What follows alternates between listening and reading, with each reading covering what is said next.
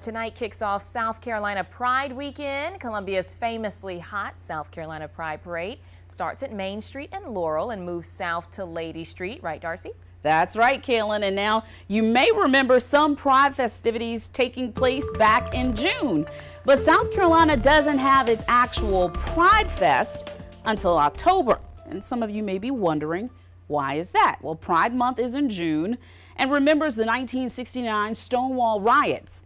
LGBT History Month is in October and honors the visibility of LGBT people and is centered around National Coming Out Day, which is October 11th. And since Pride Month is in June, most Pride festivals are in that same month. However, in states where it gets really hot in the summer, like South Carolina, Pride Month is usually celebrated in October to give the weather a chance to cool down, since most Pride festivities are celebrated outside.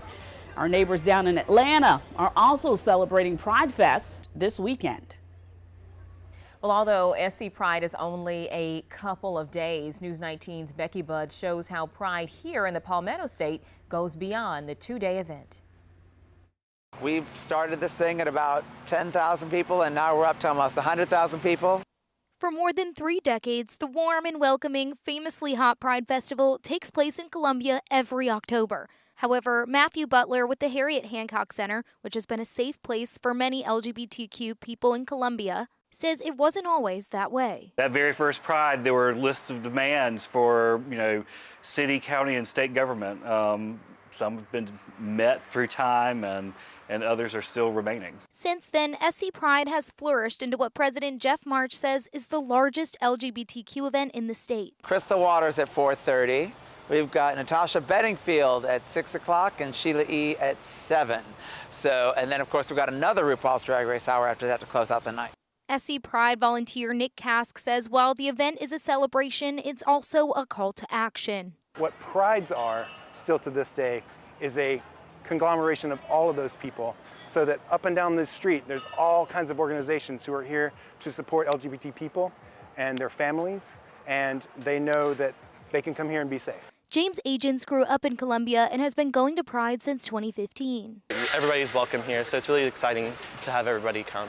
While Kask and March say acceptance for the LGBTQ community has blossomed, they also agree the community is still facing challenges. We still have a lot more work to do here, and that's why it's very important for us to be loud and visible. So if something comes and threatens the equality that we have or the equality that we want, if that happens, we're going to step up and we're going to be fighting, just like we always have. In Columbia, Becky Budds, News 19 WLTX. Well, March is stepping down after 11 years in the role. Now he says the next leader will be announced in November.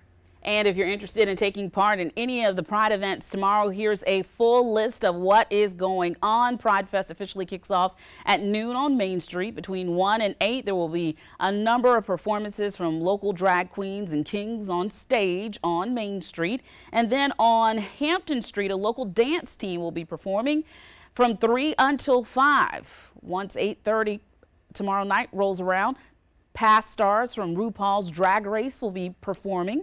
The official festivities will end at 10, but if you're not ready to go home, you can always head over to the Senate, where there will be more performances with RuPaul's Drag Race stars.